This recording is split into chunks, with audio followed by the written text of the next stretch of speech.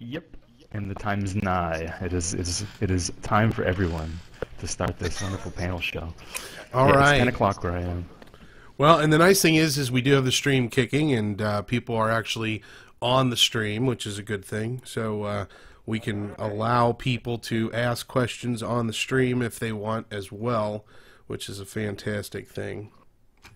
Is that what you would call a transmedia experience then, Rev? Absolutely. Ooh. Wow. So we ready to get this show on the road? Yeah, I think so. I think Sean said that people may turn up a little bit late, and you can still see people arriving. So I think just get it going. All right. Okay. Well, hello, everyone. This is Reverend Kyle here, and we are in Convrge. Convrge is a social media, social event experience here with virtual reality. Most of you are either hanging out in your Oculus Rift DK2, or you are hitting us via just the screen, which is just as good because, not everybody has all the fun technology yet, but we are here to talk to the folks who bring you awesome news and commentary and information about VR. We are the Road to VR team, and we want to welcome everyone to this kind of an AMA, kind of a panel discussion, ask us stuff, however it is, it's going to be very free flow. Yeah, that's the word I'm looking for. Free form, free flow. Free form, free fro. Yeah, that's it.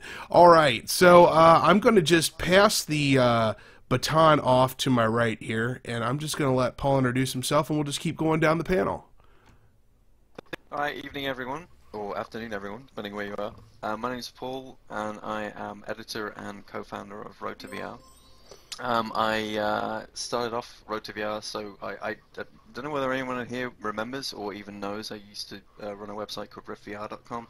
Started that back in the days of the Oculus Rift Kickstarter, and reached out to Ben, and he sort of thought it would be a good idea to team up. And ever since then, we've been spending every single possible spare waking moment working on bringing news to you guys, and that's only a slight exaggeration. So yeah, good to be here. Thanks for coming. Fantastic. So Scott, do you wanna introduce yourself? Absolutely. Yeah, nobody knows me. I've been working for Road to VR for about 6 months now. My name is Scott Hayden, aka Verbose. Sort of got picked up from not an awesome blog that I was running, verbose.net. But Ben reached out to me, and I've been writing for Road to VR for about 6 months, doing possibly everything that there is, everything that they throw at me. So I think that's significant. So yeah, well done. Thanks, Paul.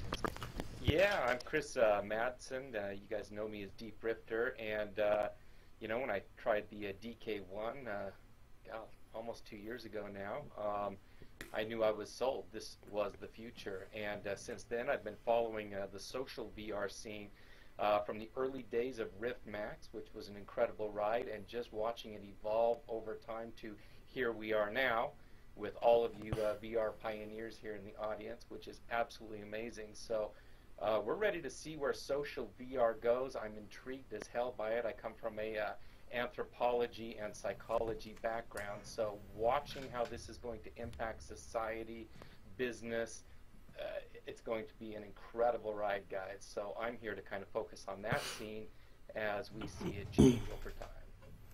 Hey, that intro was. Did you practice that in a mirror, Chris? That was like super. I did. They have a mirror in vault space right now. So yeah, absolutely. I claim I want do-overs. I really want to do my. Chris, can we do mine over? Yours is really good. I should have spent time on mine. At a young age, I started with VR because. Well, it's one thing to be standing in front of real people and talking and having this experience where you're actually on a panel and you are looking out at an audience and going, wow, I'm being looked at by all these people. But we're in VR, and so I'm just looking out and staring at a bunch of you know, Mario heads and Atari Space Invaders and Devo hats.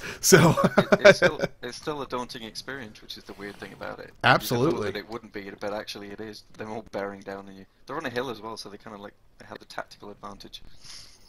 I feel like this is more of like a lawn concert, you know. It's like, hello VR, are you ready to rock? I don't think we're quite ready for the VR version of Woodstock yet.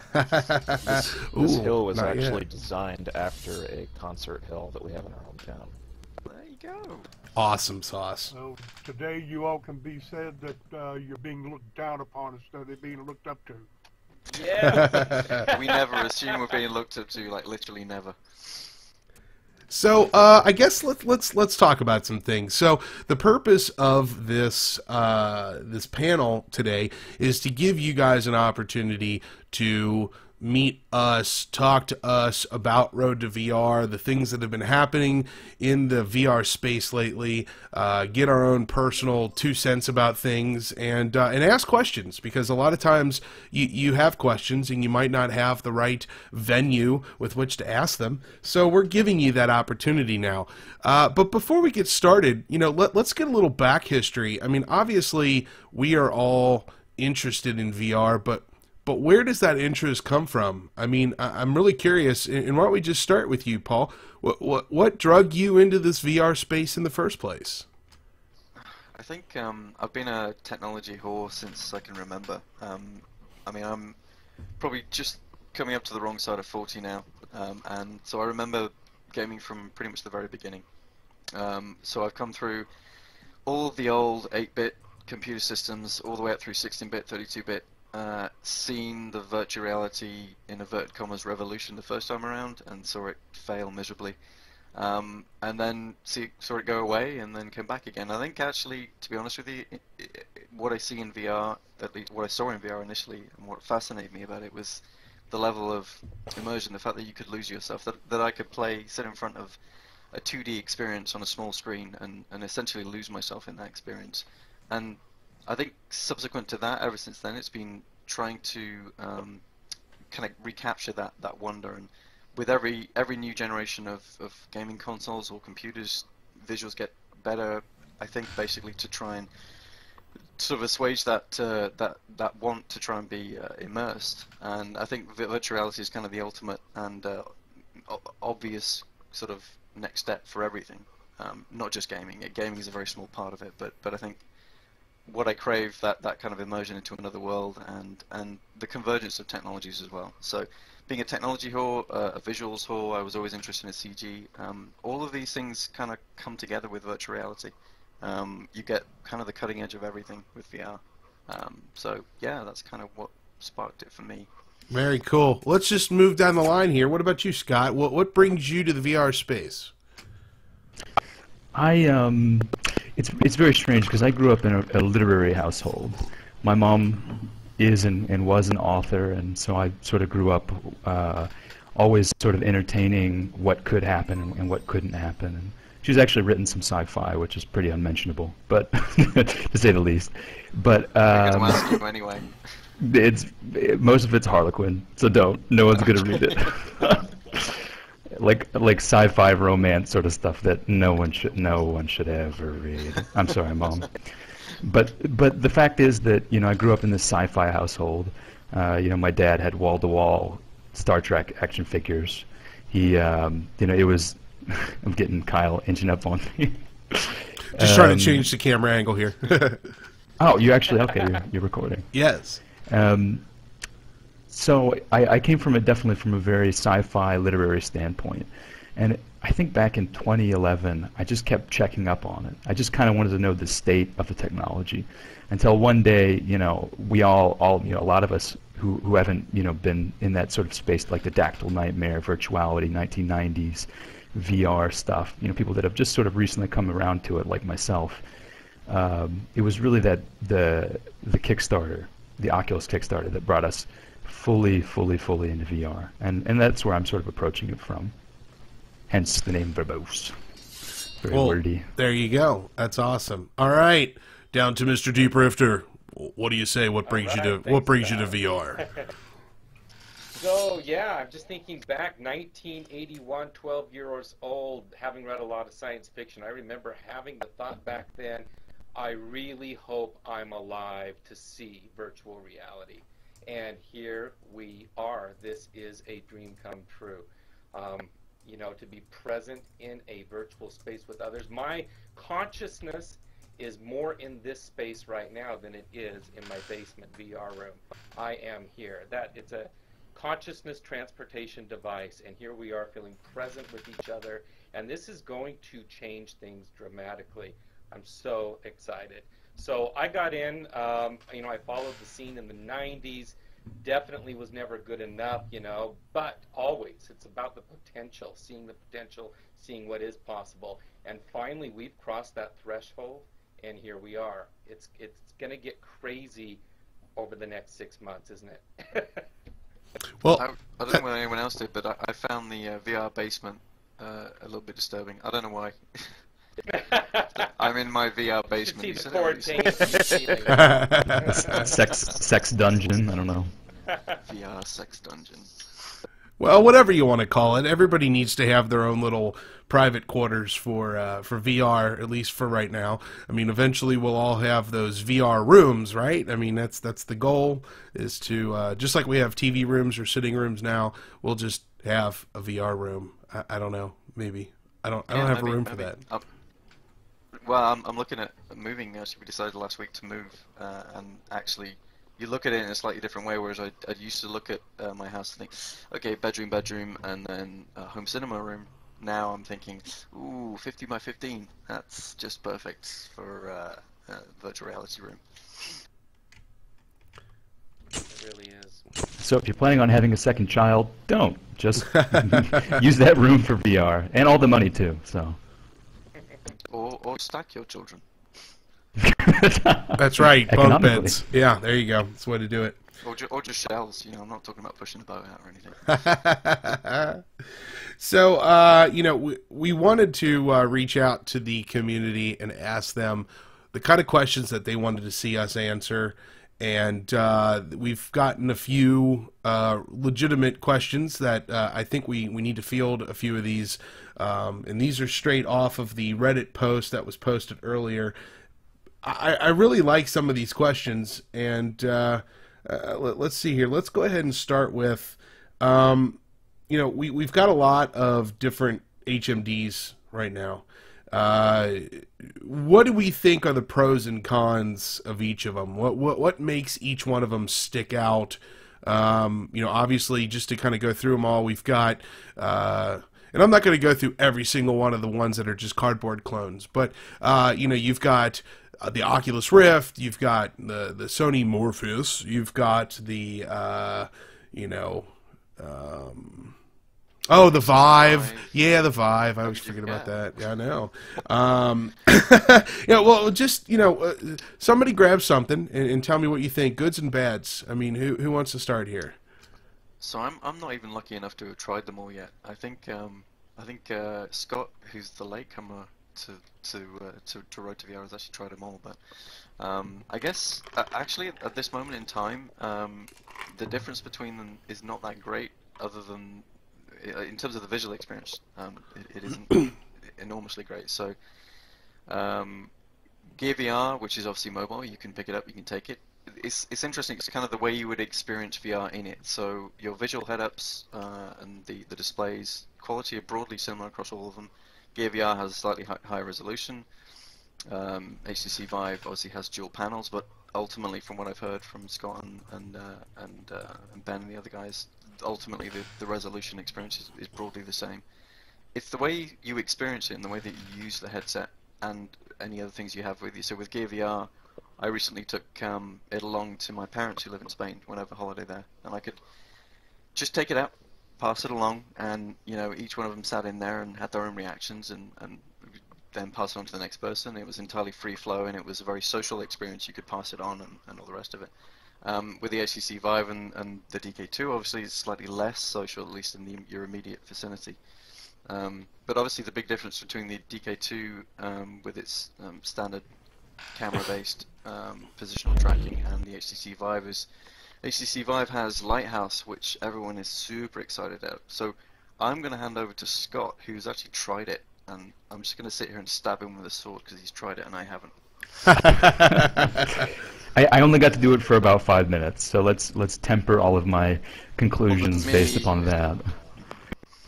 Yeah, the time I tried it was at GDC. I got a chance to fly over. I'm actually based in Italy. I got to fly back to the homeland as an American expat, and they put me in it for about 5 minutes, which is unfortunate in the grand scheme of things. But I got a chance to do the encounter, which is the HTC Vive's version. Do we have it up on the screen there? There we are. The blue, essentially, and it's one where you're on the shipwrecked ship underwater, and this giant whale comes out of your vicinity and sort of eyeballs you and floats off. But what I really took away from that, it wasn't the resolution of the HMD, and I sort of don't like even calling it an HMD because it's much more than a head-mounted display than it is a VR headset. Sort of two different distinctions we try to make when we write.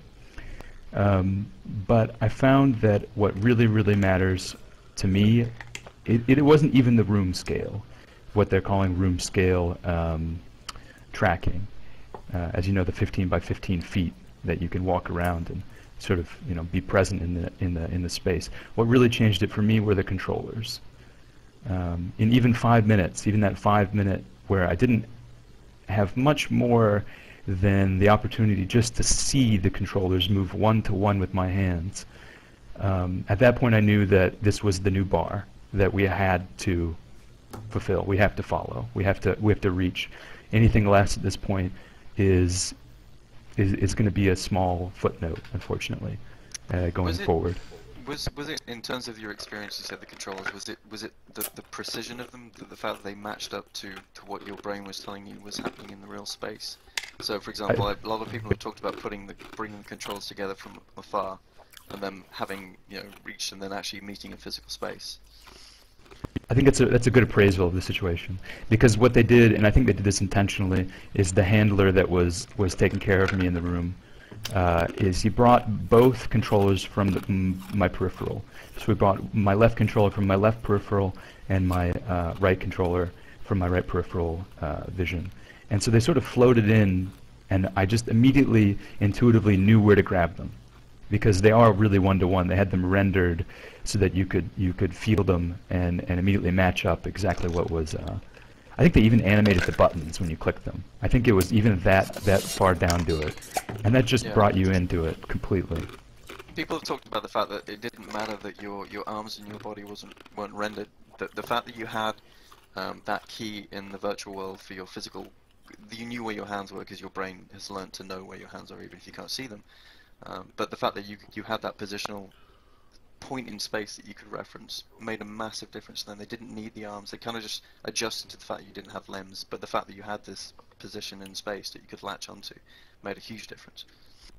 It's like I think it's sort of one-to-one link between the real world and the virtual world. It just completely anchors you in, I'm guessing.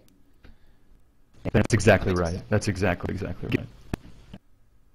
So, I mean, in terms of the difference, I mean, it's interesting that it wasn't until GDC that sort of Valve came along and blew everyone out of the water with this stuff. But at the moment, the big difference between Gear VR, DK2, and HTC Vive seems to be the positional tracking, the way that you're able to. And the controllers, as the input, the question of input is the big question, basically. Ah, yes, it is, isn't it? Yeah, input is hard, right? Input is hard. Let's talk a little bit about this. All right. So, what do we think Oculus is going to do in terms of their input? I mean, does anybody have any idea what? Give me a prediction. Do you think Oculus is going to come out with their own thing, or are they going to adopt Lighthouse? What do we think here, kids? It's interesting to see that they haven't really given anything away at all. The only thing I'd say is that people have been latching on to the fact that they acquired, and I forgot the name of the company now. Who did they acquire recently, which had depth tracking? Nimble VR. Yeah, there you go, Nimble. Yeah, and I think that's probably for the first generation of virtual reality is going to be it's going to be a misdirection to an extent. I think they've even said that we acquired these guys because they've got some cool technology, but I don't. If they really do need to come out with a consumer device by the end of this year or first quarter of next year, fingers crossed, please God, let them be doing that. But I don't see that they'll be able to implement Nimble's technology that quickly. I could be wrong about that. They've got to have something good, though. They've got They to do. now. They do. So it would be interesting to see. They've been fairly open about the fact that their Oculus Rift will be, open to be on any platform basically and play any software from anywhere. So they haven't really specifically talked about Lighthouse at all for obvious reasons, I think. But it would be interesting to see if they took that position that they say, yeah, that's fine, no problem at all, as long as the software supports it. And if you think about it, if you abstract it enough, if it's pure input, I mean, anything in terms of information coming from positional tracking for any device that happens to be in VR, you could extrapolate that through an API and abstract it away, and effectively you could get the information, whatever device you happen to have, whatever tracking you happen to have. So they could produce the HMD, and they could produce input devices, but their software could also work with all of the input devices, potentially. Do we think that Oculus is going to release CV1 with or without input? Like Chris says, I can't believe, and there's 2 points about this. One is, if you'd asked me the question before GDC, I probably could have seen them hitting the point where they said, right, we need to launch something, and we're going to have to come out with something, and we haven't quite got input right yet, so let's do that. I'm not so sure they can do that anymore. I think Valve has now set as Scott very wisely said, set the bar now, and that is almost what people are expecting. I think our Oculus, the Reddit subthread, was very interesting after GDC, because what was very obviously an Oculus sort of stomping ground was almost overnight turned into, yeah, sod Oculus, we're going to go with Valve. It was amazing to see how many fickle VR fans there are out in the community, because it really was kind of an overnight change, and I think that was the power of what they saw there with the input technology they had. It was elegant, it was precise, it was cheap from what we could say, relatively cheap, and it was practical as well. So I think they have to have something, is in answer to your question. I don't know why everyone they're not releasing a gamepad. It's just not going to happen. And I want to go back to a posting on Reddit not long ago where some guy was asking Palmer directly, how pumped, if you could announce something right now, how pumped would I be? And Palmer sends back a picture of the world's largest pump. The thing was massive. Yeah. Getting pulled out of a warehouse. It's like, okay, come on. These guys are going to knock it out of the park. It's Oculus. They're going to knock it out of the park. They have to. This is what they're doing. So one thing they've consistently said is that I think Palmer said on multiple occasions, said that they will have, very confidently, they will have the best VR headset at any price. Oh, for the price, actually. Sorry, that's That's right. a bad misquote on my spot. Yeah, sorry, at the price. Well, yeah. And they've been fairly confident about that. So they've not been, they've proved their technology up until now. Haven't seen or heard any. What? Dear God, give us some room to move around, seriously. And I know we've talked about the controllers, but man, moving around in a space is amazing. It works.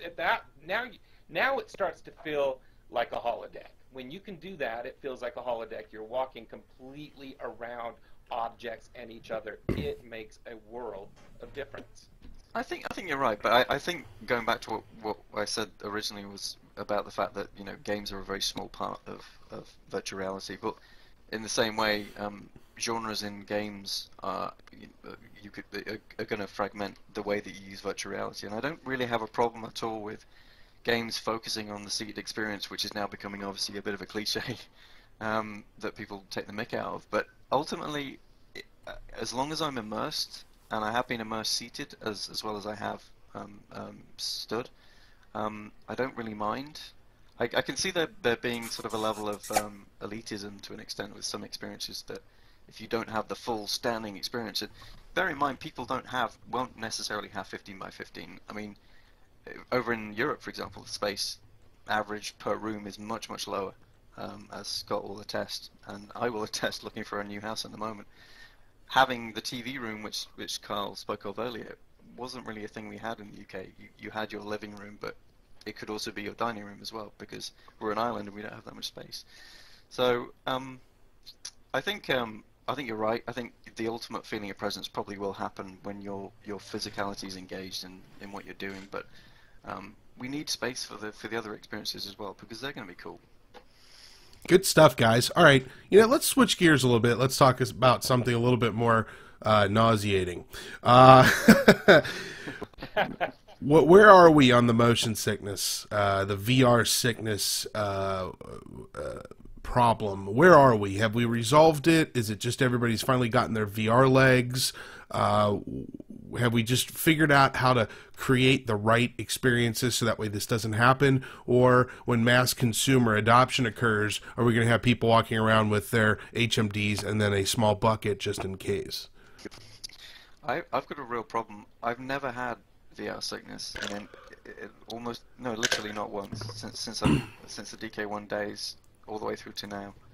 And I don't know why. I'm obviously a freak of nature in that particular regard, but it makes it very difficult for me to empathize with people who have real problems with VR sickness, but also to gauge any sort of technical comfort level from that point of view for someone who may have, and I have friends who are severely motion sick in VR, and they have real problems with the most basic experiences.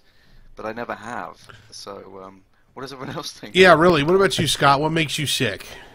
I think this is all a question of gradation. I think everyone can get sick given the right circumstances. I think you have a really great computer, Paul. I started out with a crappy little laptop with my DK1, and yeah, I'll attest to that. Without positional tracking, sometimes I even get sick in Gear VR. I'll even get sick playing Dreadhalls in Gear VR just because the unnatural motion of looking down at the map, if anyone's ever played, constantly have to look at that map to know where you're going. And that turns me. I'm not afraid to say it. That really makes me sick. You got to bear in mind we've been in since the rough edges of VR, so like it wouldn't matter how fast my computer was. Some of the stuff we got sent was terrible. Ah, okay. It was so bad. Yeah, super bad. But yeah. I guess I can't pull the old like back in the DK1 days. Yeah, you. I was gonna say actually, just for what you were saying about the Gear VR, I played In Mind. Has anyone played In Mind? I think it's In Mind. It just popped up on the Gear VR store. Oh yeah. It's really cool. It's like a mix between Roller Coaster and Panzer Dragoon. So you sort of scoot through this brain, and you have to fix various bits and pieces. That's the first time in a while where I felt like I might be edging towards it. Mm-hmm. That's just reminded me of that. What about you, Chris? Yeah, I don't get sick much. Ironically, the only time I have gotten sick was in the early days doing a cockpit one, But then again, I was doing barrel rolls, so, No, I don't. No, once again, if the vestibular system is matching the movements, once again, there's another argument for, using the room space model, because your vestibular system is matched up with the experience. Yeah, I've had a few experiences myself recently that have really pushed me to the limits. I won't name any. Well, I will. Big Bear Ride. It's on the share. I've been challenging people. Bear Ride? Big Bear Ride. It is horrible. It's like the Scrambler / Monster from a amusement park, and it breaks every rule possible for VR. It is by Jumping far 30 feet in the air. It does. It does. It gives you no opportunity to control yourself. You are at the whim of the developer to push you where it wants to go, and I encourage all of you to go try it right now. Well, not right now, but later. No. Yeah, it's good stuff. But it just shows that we've come a long way in terms of developers learning the right things to do, the wrong things to do, and I think we have gotten our VR legs a little bit. Plus, maybe it does have something to do with faster computers, and that's going to be a challenge as we get into mainstream consumers adopting VR. Is unfortunately your Packard Bell from 1987 isn't going to cut the mustard here. Not going to work. So. Someone's gonna write in and prove you wrong. So no, man. I would love to see a Packard Bell running a VR HMD. Send me that video, please. Yeah. So what you were touching on there, which is that's kind of the hardware aspect of it, but actually, I think the majority of times, as soon as the technology's been sold, you have a fast enough computer, you can run it at 75 Hz for the DK2. Then you have all the other stuff that goes with it. So, as Palmer's sort of very fond of saying, if you basically, if no matter how good the technicalities or technical aspects of virtual reality are, you do something crazy, mental, batshit mental in virtual reality, it would make you ill in the same way that it would make you ill in real life.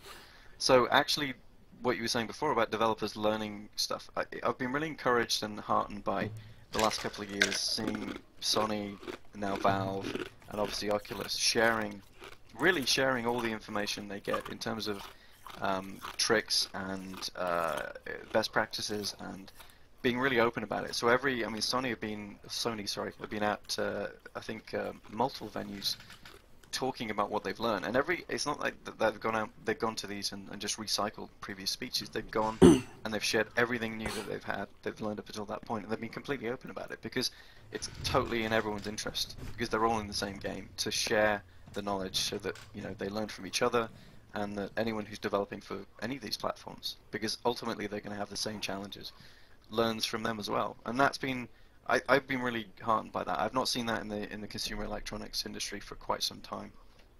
That's been quite nice to see. Very cool. Scott, Chris, anything to add to any of that? Look at Paul's that. my boss, so no, I have nothing to add. Fantastic. You can contradict me completely if you like. I don't mind. No. No, Paul's wrong.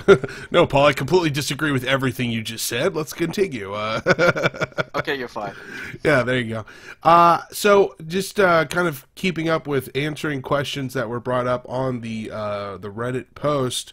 There was one directed specifically to me. It says, this one's for Reverend Kyle. Who was your favorite podcast guest, and why was it Ella Darling? Okay, well... Oh, really? Yeah. Honestly, it's a question I get a lot, and I do want to address it here. People want to know a lot where I get my guests, where the guests come from for my podcast, and really... it comes from 2 or 3 different things. Number one, I get a lot of people who just email me and say, hey, I'm a developer, I've got a product, and I want to share it with the VR space, and I want to use your podcast as a method of introducing my stuff to the community, and that's fantastic. That's one of my intentions. Sometimes I see things that just intrigue the hell out of me, and I want to reach out to those people, and I do so, and I encourage them and invite them to be on the podcast. And then other times it's, wow, this is just such a big deal. Something is just so epic that I have to get these people on. So obviously some of you will remember like the Facebook acquisition or any of the major events that have occurred. We immediately try to get on, and as the Road to VR team, we try to jump in as quickly as we can and address things as they happen. And so whether that's a panel on the podcast, or whether it's just me and Ben, or me and Ben and Paul, or events occur, GDC, CES, any other 3-letter acronymed events, or 4-letter acronymed events. So that's kind of where it comes from. Favorite podcasts so far? I definitely loved doing the podcast with Miss Ella Darling. She was a wonderful guest. And I really did enjoy that because it kind of took me a little bit out of my element. So it was a challenge for me to have a conversation that was a topic that, wouldn't, I've always tried to make my podcast PG and you know, not go to the extremes, because there are other podcasts for that sort of thing. But I really wanted to step out of my element because I really felt like I'm a big fan of porn, and I think that porn is going to make a big splash in the VR space very, very soon, if it hasn't already. There you go. Some kissing noises for that purpose. So yeah, I encourage people to go and do VR porn, and so I felt like what Ella was doing was fantastic. But yeah, I mean, if somebody here is a, you know, gee, I wish I could be on the podcast, I very rarely say no. So, you know, reach out, and it's not like I have to get it approved by Paul or Ben or any of these people. You are a free agent. I think all I was just going to say was that I've got a horrible feeling that someone's going to edit this out and just basically have you saying VR porn over and over again. Hey, I love mix-ups and mashups. Do it. And then we got one of you saying it, Paul, so... Right. Damn it! Guys, swords out. Who is a fan of VR porn? Don't literally whip your swords out. We're talking about VR swords here, folks. Oh, hey, what you do at home is up to you. That's why fine. there was a delay on my end. Oh, yeah. So, you haven't got your sword out. I'm really curious. You know, the SVVR is coming up here soon. SVVR Expo in May. Who here wants to see porn booths at the SVVR Expo? I think Carl may have something to say about that. Well, if Carl's here, go ahead, speak up, Carl. Where are you? Actually, he probably wouldn't, to be honest with you. All right. Well, let's. I think it'd be fine. It's like you said, and it's been the same with every facet of entertainment technology that's come along. It's the whole hackneyed sort of story that, you know, VHS was successful because the porn industry chose VHS, and I think the same has happened with every sort of major entertainment medium since then. So there's no reason to think why think that VR porn won't be as important for VR. I do have some worries about, you know, when we do get to the point where VR is so believable that, you know, human population explosion that we have now will reverse itself and no one will bother going and have sex with anyone, really. Because why would you bother when you can have this amazing experience at home? I don't know about that, man. I've had some pretty good real life sex, so. In the basement. Yeah, in the VR basement dungeon. Get out the handcuffs. All right.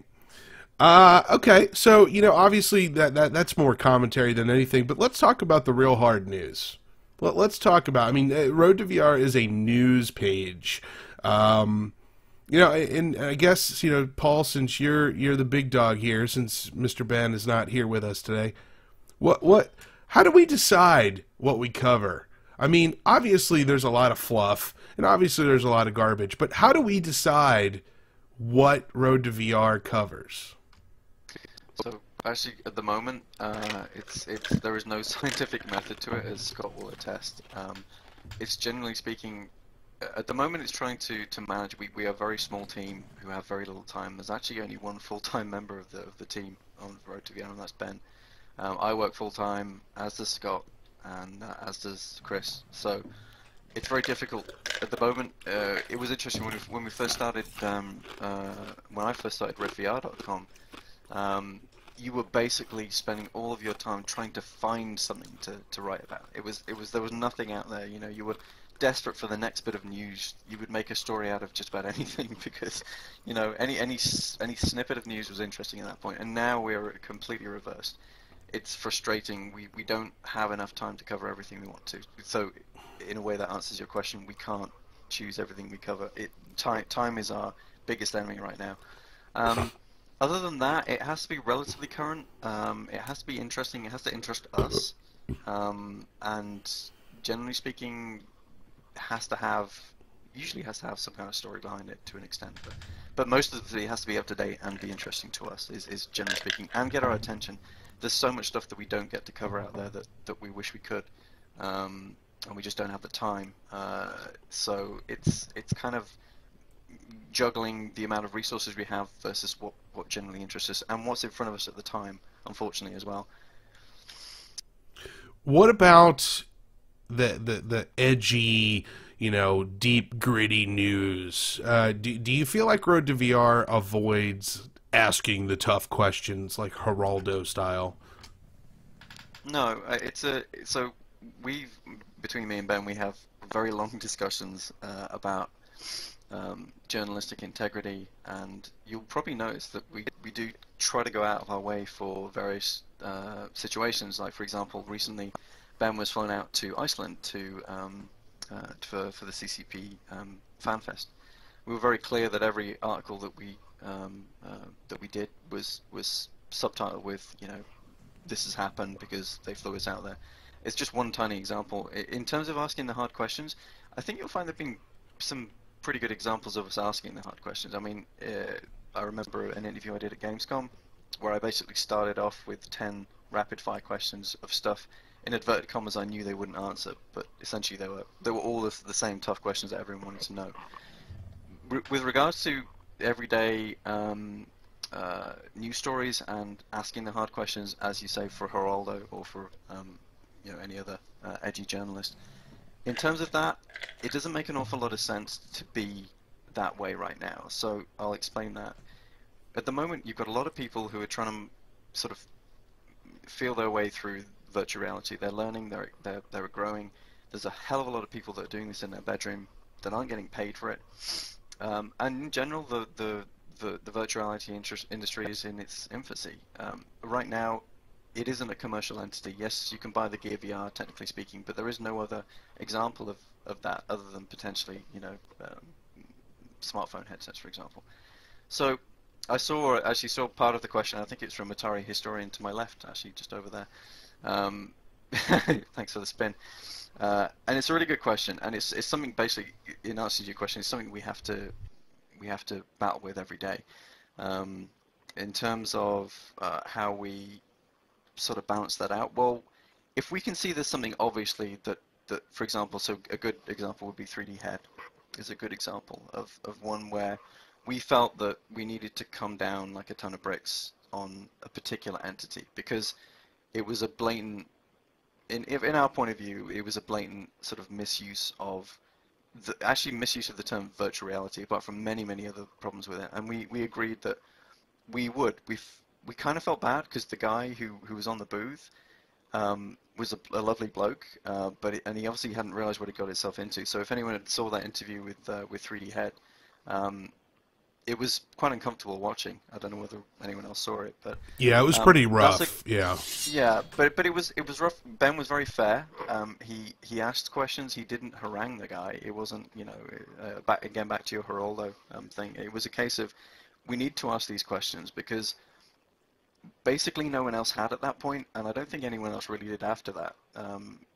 And it was a good example of where we had to ask the hard questions. But in regards to everything else, so people send us software and we look at them.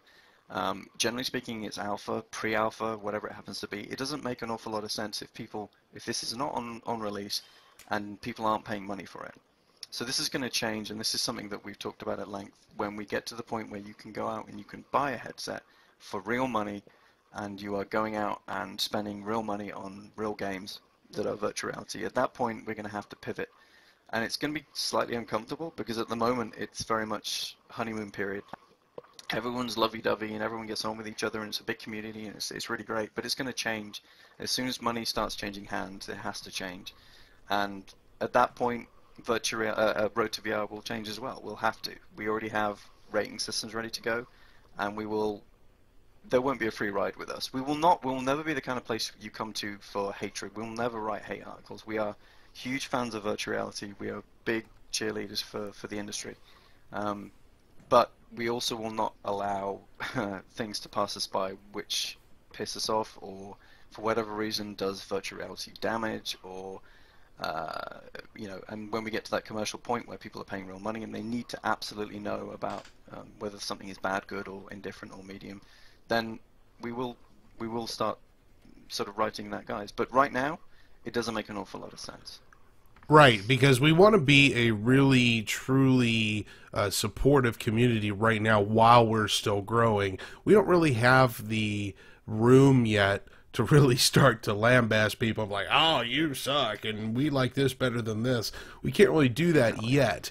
But you're right, there will be a time down the road. But, you know, right now there's a couple different ways you can do news for VR, and one of them is cover everything in a positive spin or overly sensationalize the smallest and stupidest things, or be boring and irrelevant. And so we really have to make decisions sometimes when it comes to what we write about. And I do the same thing, like you know, just like we talked about earlier. I don't ask the Road to VR team who I should do my podcasts on and with. As a matter of fact, they probably usually have no idea who I'm going to talk to until after I post it. But or sometimes who indeed they are. Yeah, right. It's like, whoa, where did he find those guys? Yeah. So yeah, it's you know, and things will change. The environment will change. I mean, I think it was a legitimate question. Atari historian, thank you for writing that in there. I think it was a legitimate question, and it's a good thing to cover because we're going to see the news world change, especially over the course of the next couple months. And I guess it gets us to our next point. And Paul, you've done a lot of talking. Let's let you know, Scott or Chris, why don't you jump in here on this one? What do you think Christmas 2015 is going to look like for VR? I mean, are we going to see people lining up in front of Best Buys and Staples's and all these stores and waiting to get their hands on an HMD? What do you think? You want to go first, Chris? I've got some stuff to say about it. Okay. I'll let you go. I don't expect that. I do expect those that have been following it even somewhat closely to absolutely have something in their home by that time. But as a whole, I think it's going to be a slow wind-up. That's my opinion. I don't know. I mean, we're seeing HTC because, you know, this is our hardcore hardware manufacturer here talking, not our Half-Life 3 announcer. You know what I mean? We're talking about people that are really going to probably, that's not a very good way to say it. They're probably going to deliver on what they're saying they're going to deliver, and they say Christmas. And I expect it to come out full force. Maybe not at Best Buy, maybe not at Staples. I don't think the brick and mortar stores are really going to be where it hits first. I'm sure we're going to have to order it, you know, directly from the company, but I think people that are interested in it are going to be able to get a hold of it. Yeah, it's a toughie. Because HTC has obviously got that hand in the hardware chain, that they do have the power potentially to push that through. But the thing is, the weird thing about the HTC is that the fact that there are two very different technologies, and you see this both now with Samsung and with HTC. So Samsung obviously got into the virtual reality route via Gear VR, and HTC is going, you know, with the Valve Vive solution. So it's they potentially have a way to get their hardware into stores or into the hands of what we would call normal people who haven't, you know, got the VR bug yet. But at the same time, it doesn't make a lot of sense in the space they're in. So mobile phone stores aren't necessarily a particularly good venue for virtual reality. So it'd be interesting to see how they do approach it. I think Scott's right. Basically, I think you're going to have to go online initially. Yeah. But it'll be interesting to see where it goes from there. I mean, I personally keep waiting for that Black Friday ad, you know, that day after Thanksgiving ad, and the whole front page is VR, VR, VR. Come get your VR. Line up, get it the night before, set tents up in front of the stores and all that nonsense.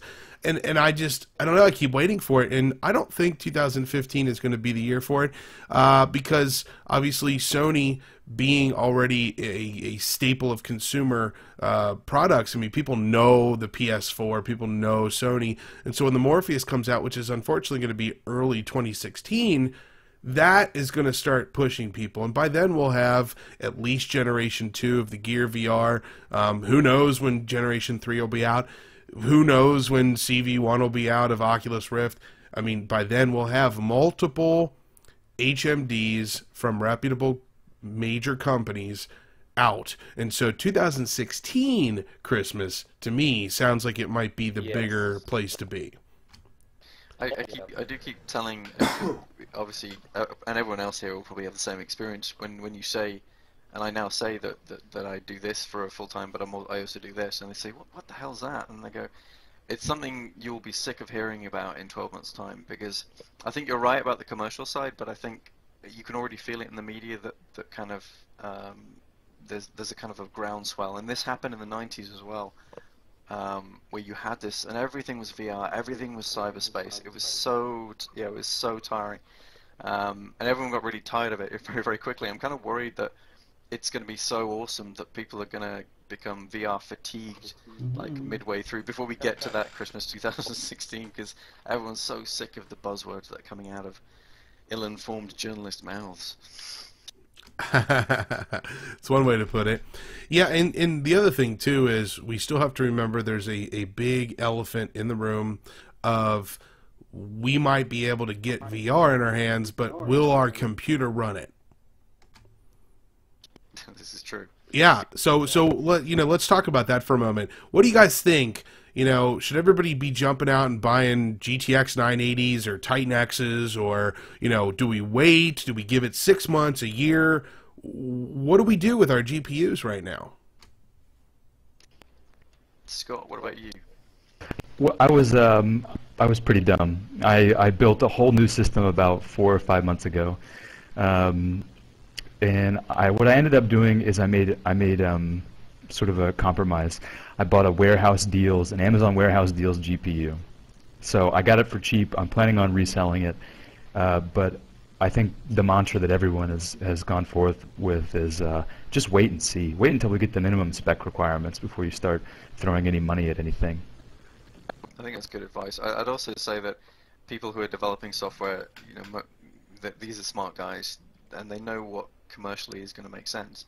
And initially, though, it's going to be interesting because the market that people are going to be selling to are going to be the hardcore gamer crowd. They're going to be the people that are on a whim going to go out and buy a VR headset, and we'll probably have a mid to high gaming spec PC as well. But at the same time, and this is where it's interesting the Gear VR makes this interesting because people are forced on the mobile platform because of the lack of power to really go back to basics and rethink how the game is coded to make it as efficient as fast as possible. And I'm really hoping that stuff, because a lot of this stuff may well be multi-platform, multi-format, that will mean that the scalability of the games for people who have maybe lower spec machines will mean that they can run it at a decent rate. And I would imagine that I'm hoping that Oculus and Valve will have some guidelines in place that saying, look, before you get your Oculus badge or you get your approved for the Steam VR store, whatever it happens to be, badge, it has to run at a minimum frame rate, even if you have to dial back particular settings. You have to have that constant benchmark. And I can see that dynamic detail is going to, which we already have in games today, so dynamic level of detail, dynamic texture resolution, that sort of stuff being extremely important as well. So people may not even notice when their fidelity goes down, but their frame rate will stay up. So people with rigs, with PCs that are lower spec, might not even have to go into the settings. They can just play the game, and it will automatically scale. They won't have to think about it. Yeah, the general public is not going to go for an upgrade on the computer. People don't even know about upgrading a graphics card in the general public. So that's going to be a challenge. It has to come out in a console-style package deal for it to hit the general consumers. Otherwise, it's going to be limited to the enthusiasts, the gamers, etc. On the flip side, people are looking for excuses to upgrade their cell phones. And so this gives them that perfect one. They can break it down into monthly payments. VR just makes sense. I think that the mobile VR market is going to excel above and beyond the home market, at least in the beginning, until we can offer those package deals and make it affordable. Totally agree with that. Yeah, I think the mobile is going to push it. One thing that's interesting is that, and you can kind of see Valve's sort of evil master plan coming together when all the pieces are starting to align. Obviously, they have their Steam machines, and you can see that this. You go back to saying the general consumer doesn't have an easy way into virtual reality right now. Well, it makes an awful lot of sense for those people's first-time experiences of VR to be an all-in-one package where you get your Steam machine, you get your HTC Vive and your controllers, you plug it into your TV, and it's ready to go. And that will be a specification that was, designed to be to run with all the virtual reality applications they have on there. So there's like a minimum specification with a baseline set to it, which then removes that barrier of entry of having to know what a GPU is or what to buy or how to put your own machine together. You can just go out and buy your mid-spec Steam machine and plug it into your TV and put your headset on and go. It might end up being that way. We don't know. I mean, people are talking about, magic Steam machines that are going to do this, or some people are saying, well, the software will get optimized, or the HMDs will be able to handle lower-end computers, or we're all just going to go out and spend $3,000 on new machines. I don't know. I mean, there's all sorts of different thought processes here. I think we're still a little early on. I think that the best thing to think of right now is just wait until we have minimum specs listed out, and wait until we have somebody tell us you need this to have our HMD experience be what you want it to be. I mean, we just haven't had that yet from any of the manufacturers. That's right, guys. We are sitting on the fence. We are cowards, and we are chickens. We are saying just wait. We are frugal, intelligent VR enthusiasts. That's what we are. And cowards. What I was going to say was that I mean, just not just from the hardware point of view. So again, with everything else, so we have competing, or we have different thought processes going on in the AMD and the NVIDIA camps, at least to an extent of so how much support and how much optimization is going to the drivers as to which GPU manufacturer you choose. Even that's completely up in the air at the moment. Everything is so raw and early, and it's just too soon. So waiting is good advice, basically. There's nothing out there that is obviously going to be the winner in inverted commas, and I suspect ultimately in 2 years' time you'll be able to buy either AMD or NVIDIA and have just a great experience anyway. And there'll be other platforms like Steam VR, which people who don't want to go through that whole rigmarole of building their own machine will be able to go out and buy as well. But for the moment, wait.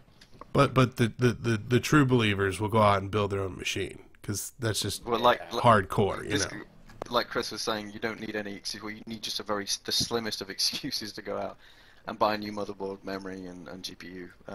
For mobile phone users, no reason. It's exactly the same for PC gamers. You don't need any excuse. So I'm sitting here. We're going to change gears just a little bit. I'm sitting here on Convrge.co. And they have the ability to show how many people are online for any specific event, and it gives a list of everybody here. It's got all of us listed. 32 people are currently in this event, and so if you look around at all of the people here, you are one of 32. Yes, it's beautiful. It's fantastic, and I've seen it fluctuate on and off, a little up, a little down.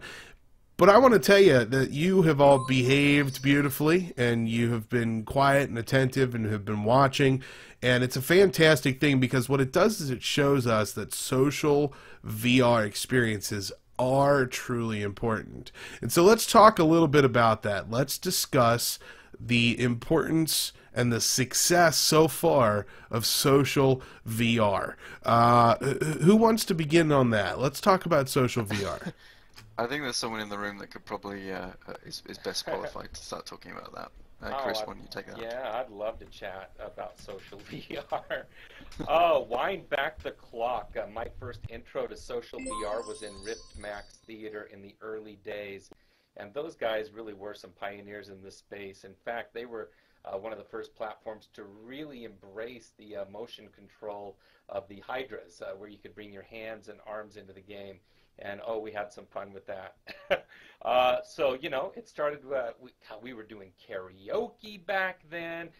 Kyle did the first VR talk show. In fact, I was the drummer in the band on that. Awesome. I just remember looking out from behind the drums, thinking, "This is as surreal as it gets. I am on a talk show. You have the backdrop of the city beyond the windows, and You know, Mike was out there flooding the screen and having storms come through with lightning bolts. In fact, you blasted me off the drums with a lightning bolt strike. That was crazy. So, yeah, early days, that's when I really started getting a sense of what's going to become of this space. And now, of course, we've got, you know, VR chat. They're creating some amazing worlds in their space. In fact, I would say, and Kyle, you were there as well when we first hit that Tom's Heaven level. We're calling him oh the yeah, digital shaman, oh yeah, the digital shaman of that space. And the worlds he's creating are amazing. You want to talk about the sensation of sharing a dream with other people. That is the place to do it. Absolutely jaw-dropping. And I'm going to say it, spiritual experiences in some of those rooms really makes you question your place in the universe and what reality is, and a lot of introspection that virtual spaces can bring. That's a whole other subject as we start to use this in therapeutic ways as well, these spaces. We've got Janus. That's you know, portals linking servers, thousands of rooms being created by developers in the Janus space. You want to get lost down some rabbit holes, log into there, you're on your way. You might not come out. It's one of those platforms I have to take 3 deep breaths before diving in there, because they're really pushing the bounds, experimenting. One of my favorite things is the VR bar. Aussie's overseeing that. And you can go into, from the VR perspective, there's this bubble, and you can see reality inside of that bubble wherever those cameras are placed. A concert, a bar, a strip club, whatever the case might be. You can enter into this bubble, and as you enter it, suddenly you're surrounded 360 in that space. And from your perspective, it looks like you're a 4-inch high pixie flying around with your avatar up to people's faces, up to where they're browsing on their cell phones, up to the artist on the stage. It's a surreal experience. And then, of course, we've got Convrge. I mean, just check this out right now. Look at all of you guys out here. We're in a virtual space together. This is like the 3rd week in a row we've had these sorts of presentations. All of them have been professional. I've learned something from every time I come into one of these events. I'm learning things, which brings us to education as well. The education space in a shared VR space is going to be incredible and impactful amongst society. So anyway, yeah, I get excited about the social VR scene, and we're all pioneers. You guys are all pioneers in this space right now. We are shaping the future of social VR right now.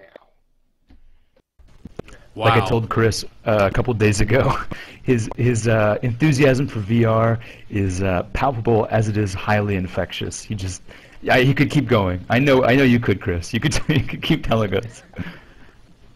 It definitely is that, for sure. I remember way back in the DK1 days, way back, like it was so long ago, but anyway, there was a, I don't know whether anyone remembers, there's an application, I think it was called VR Cinema. It actually had an Indiegogo campaign that didn't go so well, but in the early days when one of the first versions that came out, you were able to log in and you had floating avatars, very much in the same way that we do here, but it was it was a little bit rough around the edges. But the first time I logged into this, and we had a Skype chat running at the same time, and Ben came in, and the guy who was developing it came in, and everyone had different avatars, and you were floating around, and you started looking at the other person, and you realized you were starting to converse in a different way than you would do, you know, if you were via text, or if you were just on a normal Skype telephone conversation, or even a video conversation. It was this weird feeling of being present in another space with someone else that I'd never really felt before. And it's completely different, and people say, well, it's just like having a Skype teleconference meeting. And it's not at all, because you're in a 3D space, sharing the personal space thing, the virtual personal space thing becomes very important, and us as social animals find that, you know, quite a powerful thing. So when I walk straight up to Chris and right into, and this feels weird, this feels strange, and it feels strange because it feels strange in the real world as well. And when I accidentally walk through Scott, that feels even stranger. So it's like, yeah, as Chris was saying, it's kind of, you can see how this is going to be powerful, because people can very easily relate to other human beings on an even higher level when they're in virtual reality, because of all the assets and the advantages that VR brings. It's going to be pretty amazing to see where this goes. And with Facebook being involved, obviously, it gets a bit tiring reading about well, Facebook just want it for their, their social media platform. Well, they're probably right, broadly speaking, but I think there's going to be some pretty exciting things come down the pipe from Facebook with regards to social VR, just purely because they have the money and the manpower to throw at it, and I'm really interested to see where they go with it.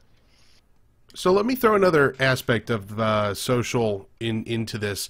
For years, and taking you back to 2006, 2007 maybe, we've had Second Life attempt to do this. Why didn't Second Life become the metaverse that we thought it was gonna, or that it could have become? Why do we have to have something new? And why aren't we all just in Second Life right now? What are your thoughts? There's an interesting anecdote that's attached to this, and you can find this. There's a conversation, a very heated conversation that we ended up having, me, Ben, and this woman who's a big Second Life fan, about why Second Life has been doing virtual reality for years, and it was really interesting because it forced us to try and define what virtual reality is, and if you ever try to write that down or you try to define it, it's actually quite difficult, because she had a point. Virtual worlds have been done for years and years and years, obviously, and Second Life was one of the biggest one and one of the most groundbreaking one there ever was. So the differences between them are the immersiveness. It's the fact that your mind is and your presence is essentially immersed in whatever environment it happens to be.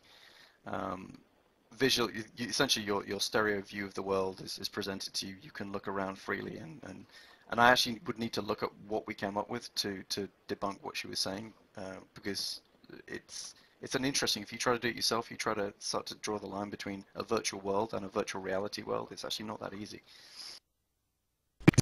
I mean, when you look at it, I just popped up one on the screen. This could be Rift Max. This could be anything. I think right now I'm really missing out because I'm normally in Convrge in my DK2, and I popped out so that I could handle the screen and make sure to be an admin for the space right now and make sure we don't got any guys wandering around on the stage here. If I could get anyone to give you a round of applause, I would. Yeah. But the fact is that I get really, really very anxious, and I don't feel that anxious right now because I don't feel as nearly engaged as I would be if I were in the DK2. When I get into these sort of spaces, I think the first time that I came to Convrge, I didn't even put my microphone in because I was just so terrified of talking to people and sounding stupid. And it's my own phobia, For sure. But I mean, yeah, that visceral reaction that you have, that same with the vestibular system. When you jump off of someplace high in VR, you feel it. Something inside you is telling you that this is real, even though it may not quite be where we want it yet. I think that's the draw. I remember that. I remember that communication, that conversation back and forth about Second Life on Reddit. And yeah, that was.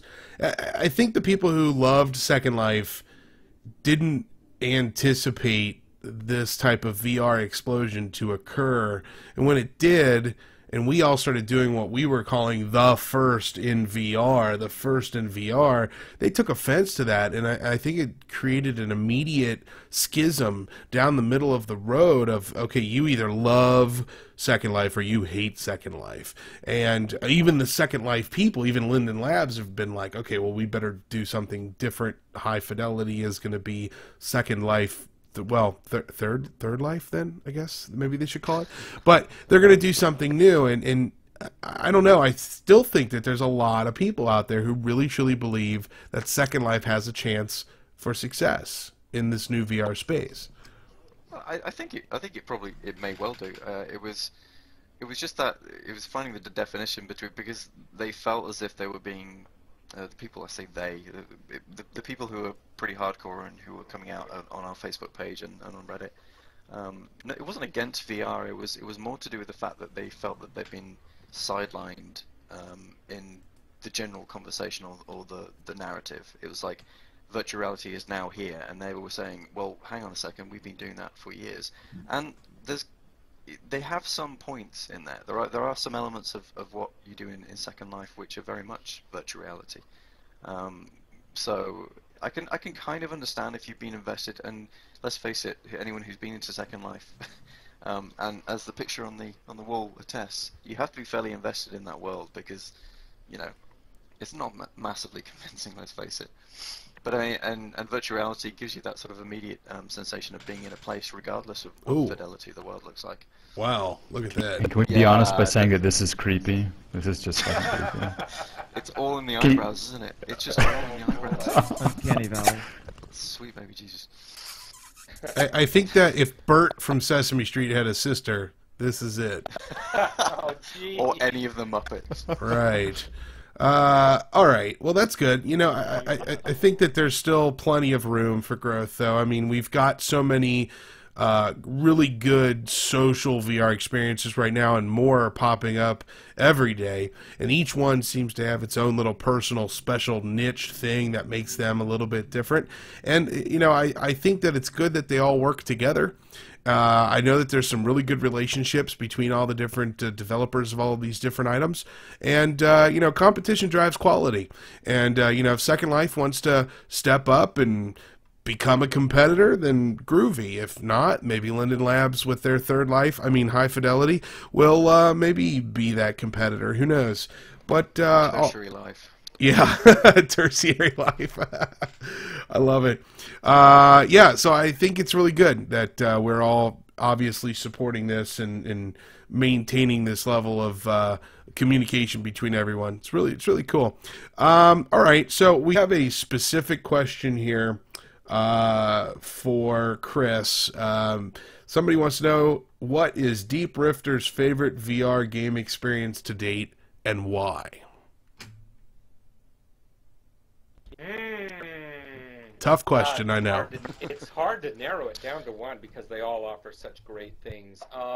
Okay, if I have to answer that question right now, it has to be visiting Tom's creations in VR chat. So I guess it's not a game, but it is a mind-bending experience. It's a place where I've taken clients of mine to shift consciousness, to evoke emotions, to hang out with friends. Like I said earlier, it is the most like sharing a dream with somebody else than I've ever had before. It's amazing stuff. So yeah, shout out to Tom, Digital Shaman of VR Chat. Some amazing stuff.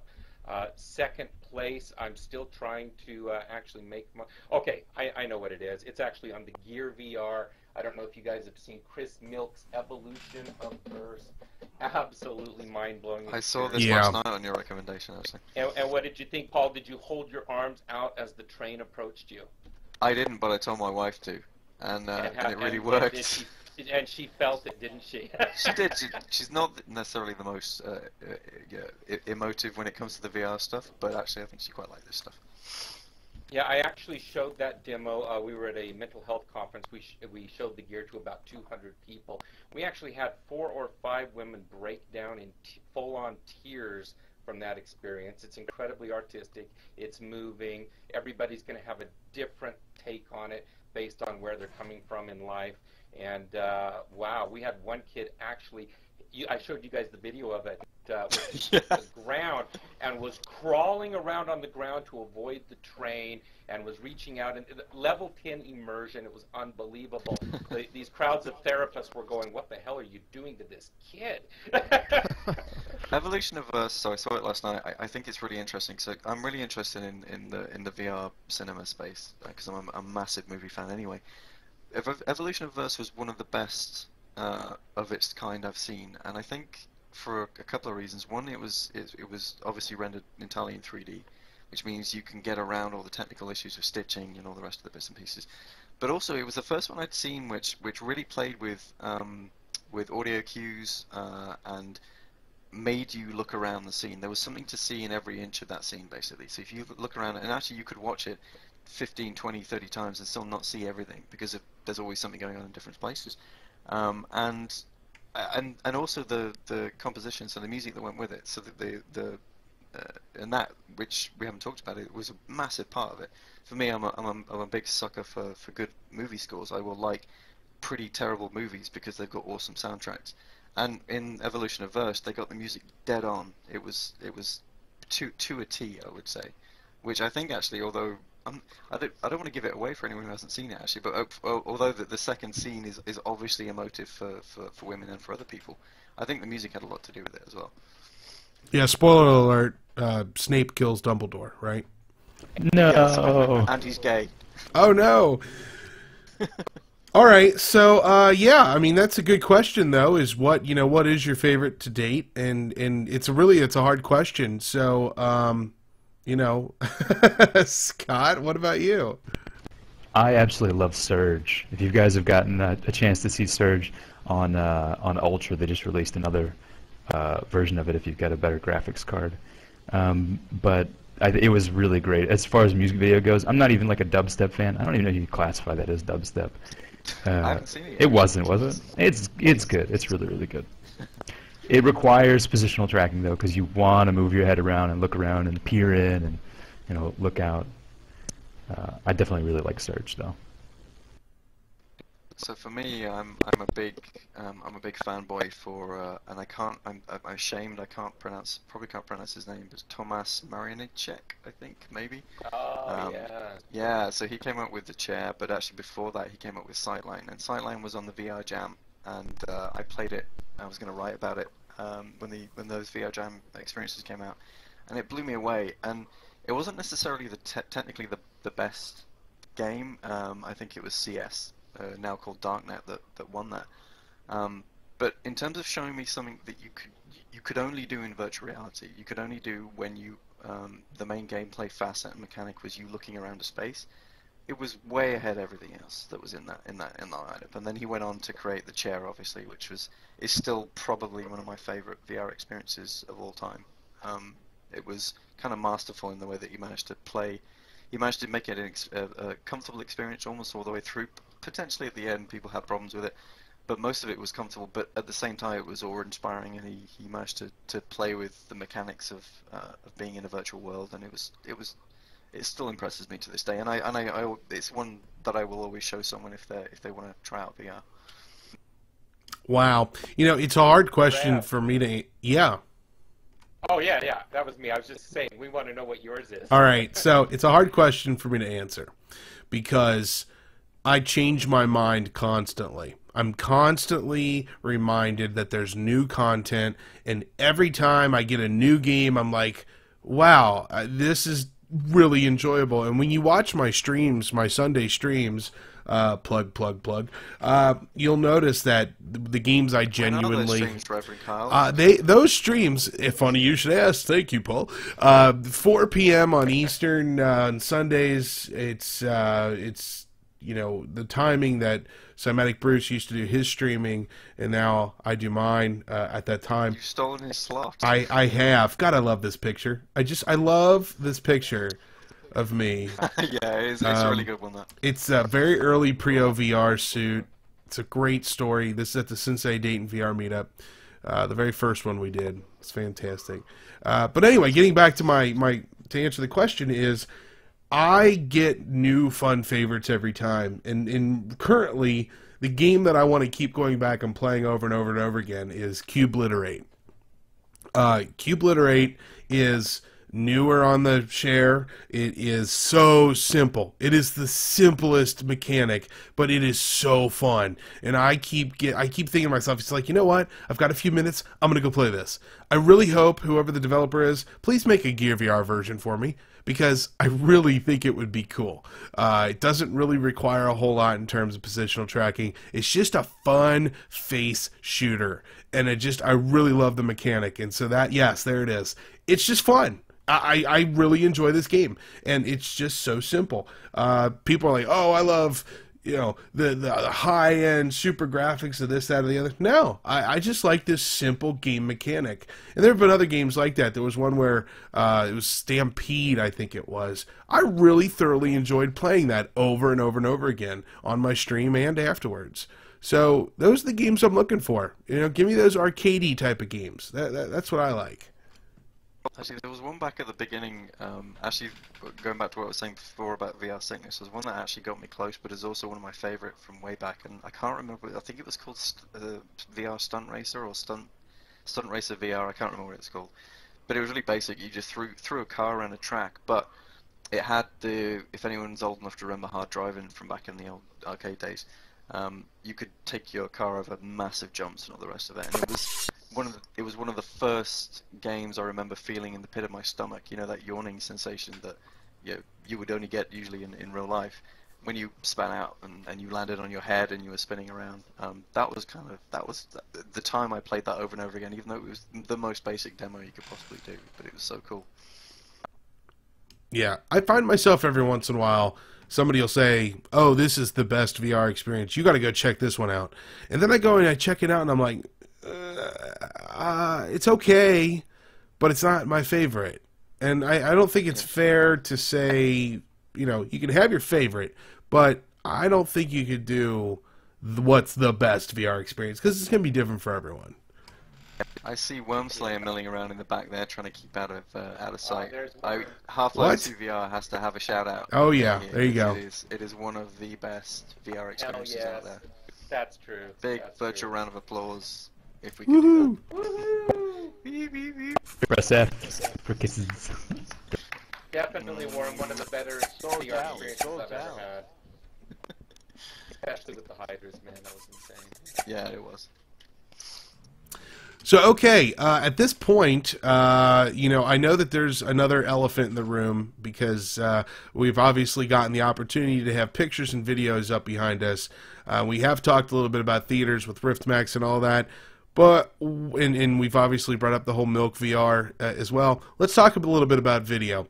There are some people in the room who think that 360 stereo video is the only way to go, with support for positional tracking, and that's the only way. But then there are people who are like, no, 360 mono is just as good, or no, 180 stereo. No, 180 mono is okay. What do you guys think is the answer for video and VR? I think much in the same way that in cinema days that you could have, for example, different aspect ratios or different formats of sound or different ways of shooting or whatever it happens to be. I don't think there's going to be one answer. It's probably going to come down to the content in the end of the day. The only thing the technology has to do is not get in the way. So we're talking about evolution of verse. I actually went through VRSE Works, who produced that. I think it's Chris Milk's company, isn't it? VRSE Yes. Works. Yeah. And I went through all of their experiences, and it was really interesting because they've managed to try just about every. Well, they've tried something new I hadn't seen before in every one of those experiences, and some worked and some didn't. And the one that really didn't work for me was the horror experience. I forget what it was called now. Do you remember what it was called, Chris? It's the mental asylum one. Doesn't matter.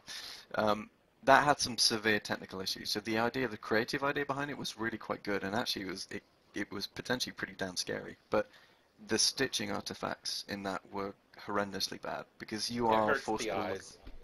Yeah, so it's it really does distract from the experience, and that's so. In answer to the question, in my opinion, I think it's not going to matter as long as the technology isn't getting in the way. So if they can do stereo VR and it's fine and it will work okay every time, like it does in Evolution of Verse, that's great. But Mono 360's got a lot of potential as well, in my opinion. Catatonic was the name of that title. There you go. Thank you. So, Scott, Chris, jump in here. What do you think? I really wanted to have... Oh, sorry. Go ahead, Chris. Oh, Seniority. Yeah, I was gonna say, 360-degree non-stereoscopic is always better than bad 3D stereoscopic 360 surround. Always. When it's done right. Felix and Paul are masters of it. You look at their Cirque du Soleil. On the gear, that's pretty darn good. If all of them were like that, I would prefer it. But if it's not at that level, forget it. 360 works. In fact, one of my favorites is flying over Dubai in the gear. It's a pretty darn good experience. I think that sums it up perfectly for me too.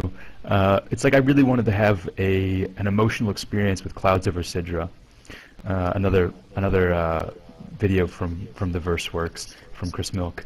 But unfortunately, the stitching artifacts had me, having one eye in one direction and then one eye in the other direction, because I was, sort of looking at that overlap, and for some reason it just completely screwed. It felt like I had my IPD adjustments completely wrong. Like that's what it felt like, and I couldn't get completely immersed into this really harrowing tale of Syrian refugees, this refugee camp. And so, yeah, you're absolutely right, D-Rifter, Christabel.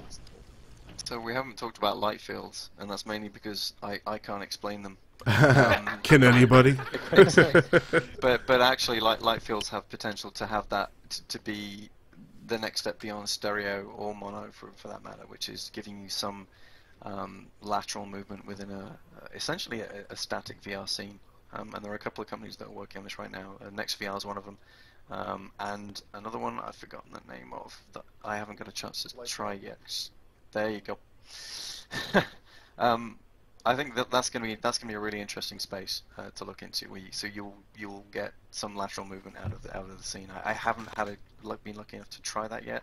I've missed a couple of appointments down in London to try it out, which is really frustrating for me. But I don't know whether anyone here tried that out yet.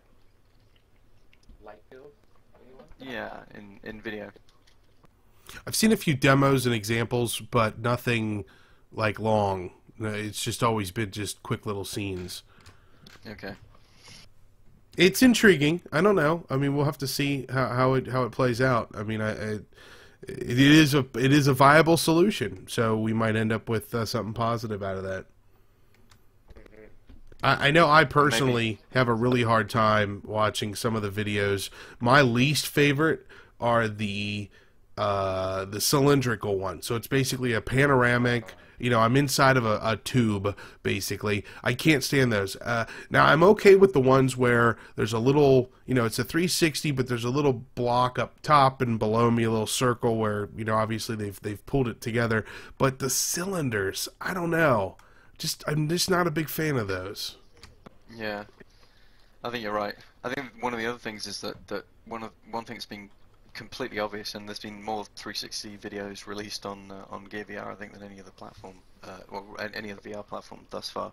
If you go and look at the quality of the video is unfortunately lacking right now. Yeah. They're going to have to do. Unfortunately, the requirements are pretty damn high. I mean, you have to. It will depend on the video per se, but the resolution overall will have to be much higher. And on a mobile device, if you're asking it to render in that sort of resolution at a very high frame rate as well, it's going to be, well, it doesn't have to necessarily be a high frame rate, but that's something I'm really a little bit frustrated with. There isn't anywhere I can go and get a high resolution, super high resolution copy of a 360 3D movie that I can see, because I feel like at the moment I've only seen sort of 1/10 of the potential of the format, because resolution is going to be super important. Gear VR with high resolution 360 stereoscopic movie would be awesome, at least at that sort of level of resolution. I mean, if you look at the 360 photos, it's interesting when I put my parents in Gear VR that 360 photos were for them, even though they're entirely mono. They were there for minutes just looking around these essentially flat spaces, but your brain manages to fill in the gaps quite nicely. So it becomes an immersive experience, even though you don't have the mechanics to be stereo in that way. So imagine these 360 videos when they're at full resolution, full stereoscopy, no stitching artifacts. We're going to have some pretty amazing experiences. I can't wait to see that. Yeah, but like you said, resolution is hard. Okay. Well, I want to give all of you, we're still sitting at 30 plus people here actually in Convrge watching this event. I want to give any of you an opportunity, if you can do it in an orderly fashion. I'll tell you what, if you want to come over here and stand over by me, if you have an actual legitimate question that you'd like to ask the Road to VR team, come line up over here and we'll take your questions from the audience. See, just like in real life, people get shy. Well, and that's fine. That's fine. The other opportunity you have is we are streaming this on Hitbox, so if you have any questions, for those of you who are watching on the Hitbox stream, if you have questions, type them into the chat and we'll pull those as well.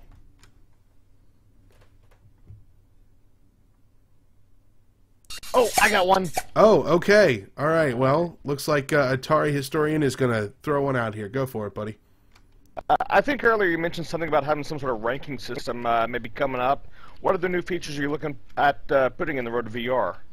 You know what? One of the longest conversations, actually, one of the longest conversations we're going to have at some point is how we rate virtual reality content, because it's been ongoing for games forever now as to what's the best way of rating, or maybe no rating system is best and you do it through the medium of the writing. We will probably have a rating system. It will probably be based on multiple aspects, so it'll be one of those quite complicated ones. But because you need to reflect the quality, so you need to have artistry in there. You need to have comfort, and the comfort one's quite important, and it's potentially quite complicated as well. So I would imagine that when we start getting our big releases or our releases for commerciality coming out the pipe, we have already the technical capabilities to add it to the site. We just haven't had a chance to. We haven't had much content to do it with actually yet. As soon as we get some fully fledged experiences that come out there, we'll get our critics hats on and actually start going to town on these things. And it's hard to judge demos like that anyway, because most of what we're dealing with are just technical demos essentially, or jam entries, and there's really not a lot of paid for content for VR at the moment. But you're absolutely right. We'll probably get into it fairly soon once everything kicks off. Is there anything else y'all are sitting on besides a ranking system? Yeah. All right. Good answer. Good answer. There's a few bits and pieces coming up. We want to so we want to try and for all of us trying to make this a full-time job for us, but we also want to be able to make the site better, and that unfortunately requires money. So there's a few different aspects, and there's few different avenues we're thinking of going with regards to potentially giving premium access to areas of the website, potentially a little bit further down the line. Maybe some of the bits and pieces along those sorts of lines. There's also a buttload of other things that are going to come down in the short term, hopefully relating to Chris over there in the corner. So we'll hopefully get back to you as soon as we can, and obviously we'll release information as soon as we have it. Any plans for a Road to VR app? Wouldn't that be awesome? We had we went through a very brief process of coming up with an idea for someone wanted to make a Road to VR game. And it was, I don't know what happened to that. I don't know if you're in the audience, I'd love to take that up. But I really got into that. I didn't really take it seriously initially, and then I started writing a synopsis for what would be a good game for Road to VR, and I think I ended up coming with, basically it was Palmer Lucky running. It was like an infinite runner game, and you ran through, and you were trying to get to Mount Presence, and you were picking up upgrades for the Rift along the way, and you were trying to build a better Rift basically, and you had to get to Mount Presence because that was the goal. But I did like three paragraph treatment on it. It was like, and they never got back to us. So I was really upset. Jeez, Paul, the better game. No. The better game for a Road to VR game would be Ben running around a like E3 or CES, running around with his camera and his microphone, trying to get interviews and onto panels. I'd play that game. Yeah, that's like and kind of like it's like a survival horror. Yeah. I think you'd have to pick up Tic Tacs, because that seems to be the only thing that he eats when he's at those things. He can't even hardly stop for food. Yeah, this is true. So in a serious answer to your question, we're thinking about it. There are some bits and pieces. We'd really like to try and sort of maintain that link with virtual reality and try and make something special along those lines. But nothing yet. We've got some plans, but again, we'll let you know as soon as we do. Good stuff. All right. So it's actually good that you asked that question, because that was similar to one that was asked on the Hitbox chat, is if they were planning, if Road to VR was planning on adding any more features to the website, to the main page. What about a calendar or some sort of event thing? I mean, is that something we're going to do? Yeah, you might see something like that fairly soon. Good I'd say check back in 1 to 2 weeks. You probably see something along those lines. Good stuff. Good stuff. I've really dropped myself into that because I'm basically in charge of getting that up and running. So well, yeah. if it doesn't launch, everyone's going to be on me now. You know, the cool thing, somebody asked about the Road to VR app. If you haven't tried it already, the road2vr.com works fantastic on mobile devices. So, you know, just something to kind of throw in there if you haven't tried it already. Yeah, we did try to get a theme together that actually worked pretty well on mobile devices, and we were aware that our previous site was not particularly wonderful. And we apologise for that, but we're hoping that people are enjoying the new version. Good stuff. Are there any other questions here from the audience? Is there a question to your right, Rev? I think Is there? Oh, okay. There we go. Olivier? Other than just no. sniping the chat? Hello. Yeah. Just waving hello discreetly. But I guess, well hello, everyone. I was expecting the show to begin at midnight, and I was surprised to see that on your... sorry, was that our fault? On your stream. Probably. Thing began We already. only sent you the wrong time, Olivier. It was only you. Yeah. Well, Deep Rifter told me 3 p.m. and I checked, and that was midnight. It's all Chris's fault. Yes. Ah, yes. The problem of being a global community. I love it. So when did that begin? We've been Yes. live for an hour and 35 minutes right now. So. Oh crap! Wow. I'm late. Better late than never, as I would say. Fashionably so. All right, so Not a, questions then, Sean? not Do a you? question. I've got one if But- Rift Info doesn't. I think Bob Bobson had something. Yeah, not a question, more a throw-in. I hope we see more coverage of Chris Rifter or Deep Madsen in the future about the mental state of the community. Most of us stepped into those interwebs years or decades ago, and now we see a lot of certain behaviors of some people again that is right of the psychology playbook. So, Good stuff, Bob. I like where you're going with that. yeah, I hope you find the time to write a few lines. Yes, absolutely. Okay. It's an interesting good aspect stuff. we haven't really had a chance to delve into, actually. I think we've touched on it in a couple of articles, but the psychology or the potential psychological benefits of virtual reality are immense and huge, and also the damage as well. So you have the upsides and the downsides, which are, you know, immense, just beyond imagining. Actually, literally beyond imagining, because no one really knows how the brain works anyway. So by definition, we can't tell what virtual reality is going to do to it. So it's going to be one of the most fascinating areas, I think, that comes out of the revolution. And on all levels too, from individual to family to social to global. Absolutely. All of those areas are going to be impacted in a psychological, sociological way. Oh yeah, that's crazy. So I mean, Palmer could really be held up in a couple of years' time as the destructor of human society as we know it. Or the savior, depending Or on the how you savior. look at it, yeah. wow. Yeah. No, it's hard, you know, to figure out, you know, what the brain. It's how do brains work. I don't know. I'm still trying to figure out how magnets work.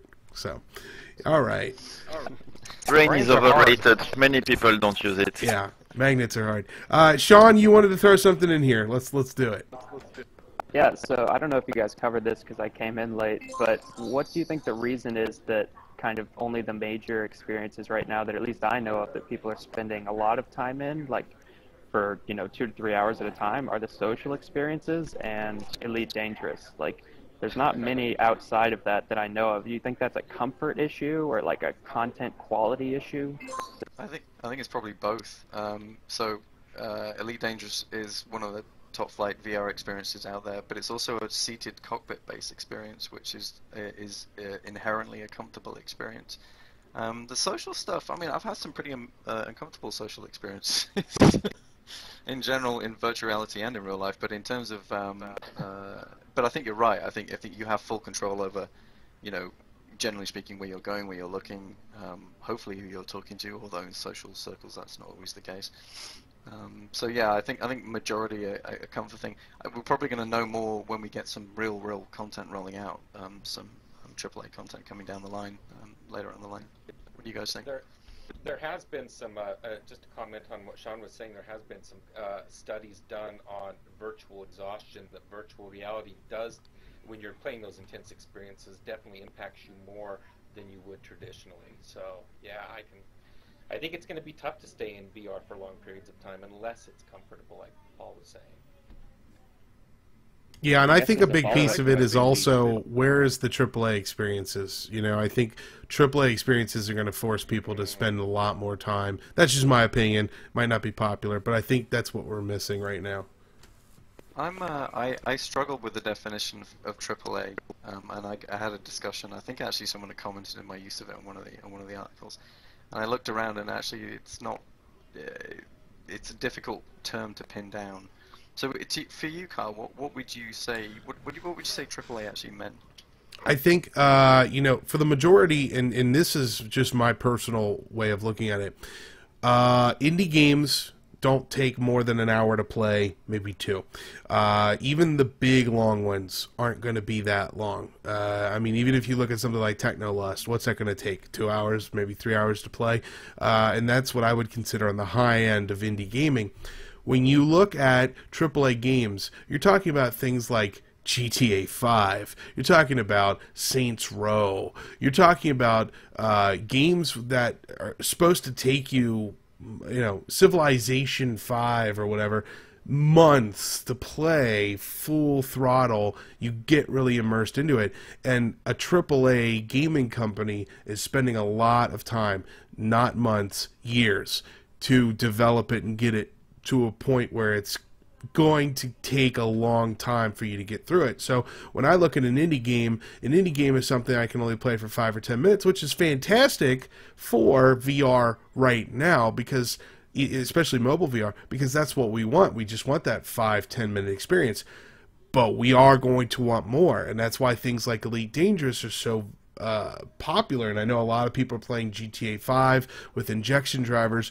Fantastic. Those are the kind of things that I'm calling AAA that we just don't have enough of yet. So it's interesting because for me, I'd always read AAA as to mean the highest quality experience, regardless of length, budget, marketing, push, whatever it happens to be. So if I have an indie experience that takes 5 minutes, but I have that experience is a particular level that I would go, whoa, okay, that's just blown my mind. Versus, say, for example, Electronic Arts coming out with a basketball game that didn't blow my mind, but I could play it for 20 hours. For me, AAA, so you could potentially have a AAA indie, for example. So you would have an indie guy who's at the top of his game, who was able to produce a first-rate experience that people can play and have an incredible time in, but do it on a budget that's, you know, a 10th or a 100th or a 1000th of what Electronic Arts might push out. I think another big thing for me is, I'm sure the official title is AAA gaming companies are well known across the board, whereas nobody has ever played anything from Rev VR Studios yet, but they might in the future. But you're not going to have, all right, here's EA and Ubisoft and Microsoft and other softs, and then Rev VR Studios. No, indie, obviously indie, so it doesn't count. You also got to think of Burpix also, and being able to convert games over into VR games, where people will be spending a lot of time, playing. And for some people who feel that injection drivers do the games justice, you are absolutely correct. I do not fall into that category. I do not like injection drivers personally. But you are correct. It's a valid point. There's definitely a Marmite thing there. There are some decent VR. I mean, the makers of the VR injection drivers would never ever say that it comes close to a made from the ground up virtual reality experience.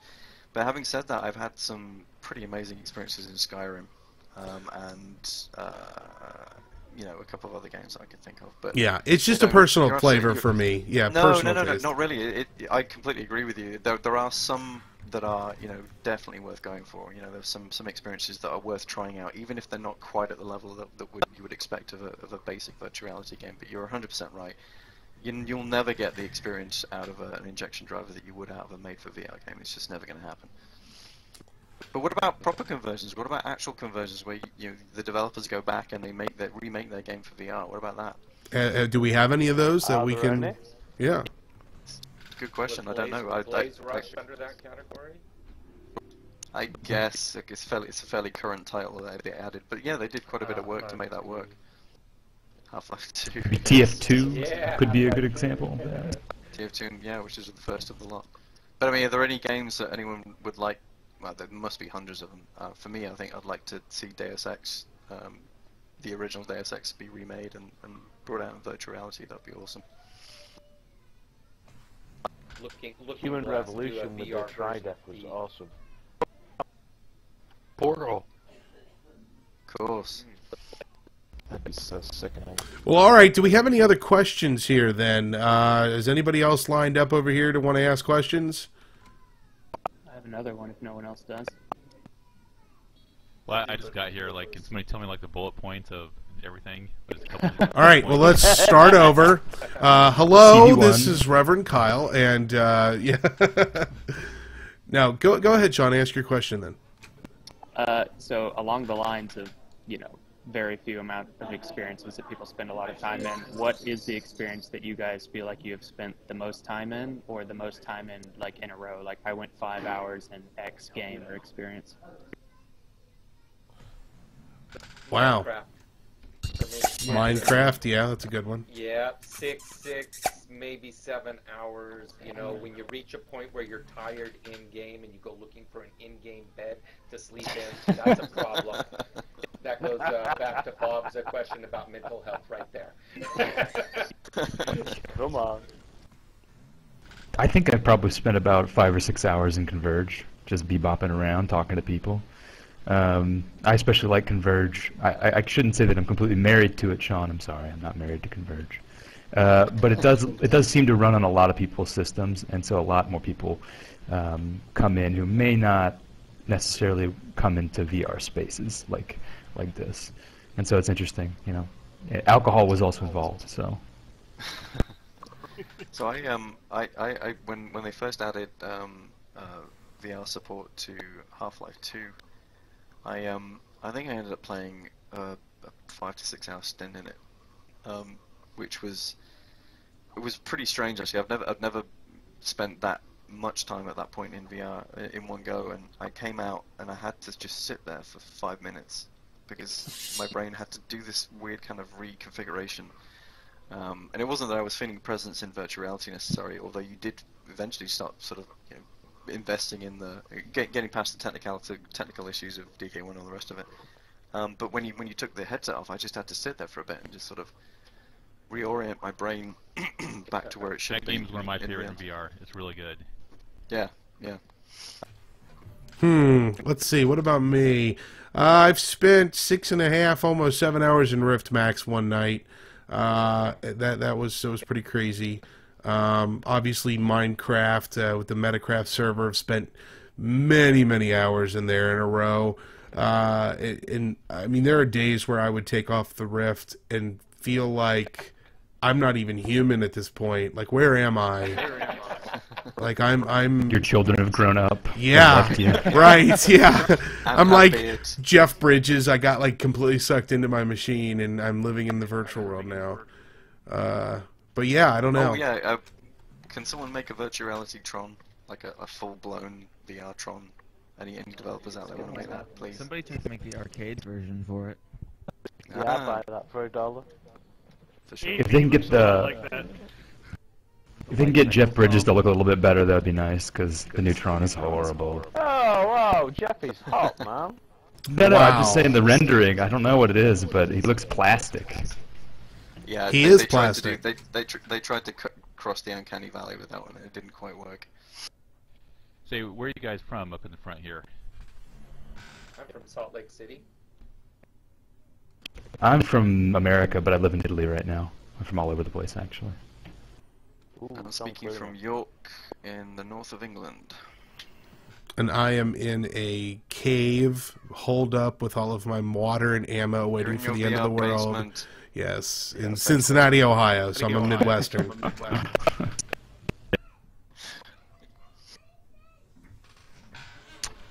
Where is Ben? North Carolina. South Carolina. Ben is actually he's missing. So if you have any news about his whereabouts, let us know. I finally buried him. There you go. I'm from West. Under what? One objection that I've seen about, or have heard about VR, is that, you know, like the guy on Star Trek that was hooked on the holodeck. Are we in danger of becoming zombies in VR? Too late, I already am. God, I hope so. Let's make a quick distinction. I'm glad you brought up Star Trek, because that's what I live and breathe. I think you're talking about Lieutenant Barclay. And yeah, he had this really crazy social anxiety that he had to constantly disappear into VR. But the thing is that Star Trek does a great job of projecting things into the future in these weird situations that would probably never exist. You know, and we're in the 23rd century. We're not going to be flying around in starships in a pseudo-military, outfit. I don't think. And in the same sense, I don't think we're going to have a lot more tools to combat these sort of things that you might say, oh, we're going to be sucked into zombie land. That was a good movie. Wait and see, though. I wasn't referencing it, but now that we can talk about it, I guess. What exactly is Zombieland?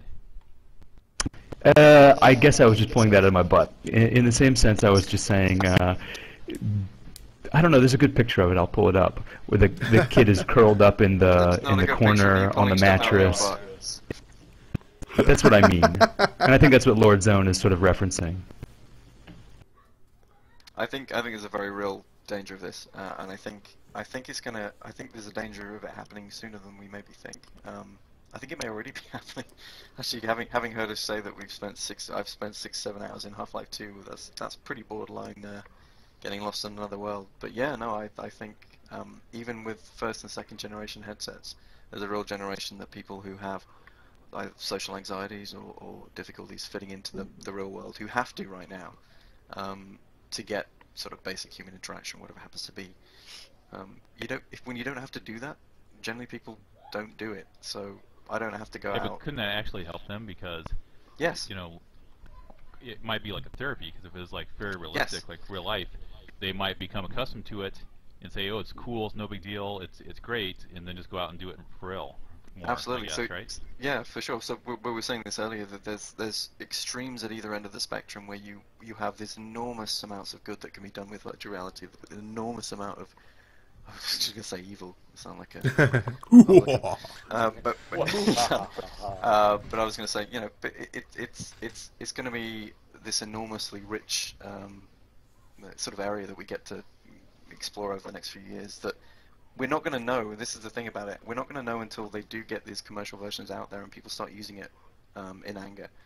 So we had the Koreans that die at their computer for playing World of Warcraft or whatever it happens to be, and then what will you have over the long term? So, like we still have controversy over the effects of pot smoking, dope smoking right now, because some of the evidence isn't particularly clear, but realistically speaking, you don't know what happens to someone who does something over 10 to 15 to 20 years. That's a really hard thing to try and research. So the same thing is going to be true of VR. We're probably not going to know the real, the full gamut of issues or even benefits of VR until like 5, 10, 15 years when we've got full market penetration and people are using it on a regular basis. So we have another question here from the Hitbox chat. Somebody wants to know, does Road to VR have any inside knowledge of when CV1 might be released? The answer to that is yes. Moving on to the next question. The deal is that we have, so basically they're waiting on the commercial release until we finished writing the review. Right. We're so busy that essentially we just don't have any time. Sorry guys. We have NDAs on our NDAs right now. Yeah, just triple NDAs too. I'm not allowed to talk about my NDAs. I think you all just violated back to VR sex basement again. That's right. Anyway, all right. So, what other questions do we have? I have a question. Okay, go for it. I guess you have some of you have tried Morpheus from Sony. Have you heard anything if it's gonna support PlayStation Home? You know, the social VR thing. thought they got shut down. Yeah, I think that's down in the water. Yeah. Just go, and it's really interesting that you brought it up because I thought it was the most obvious application you could possibly put VR that they already had. It was like, why did you shut this down? You could have just used all of this year. I don't know how much they must have spent on that.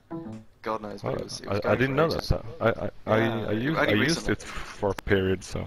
Yep, it's Gandhi now. I mean, it's telling that you didn't notice. That's probably why they shut it down. Right.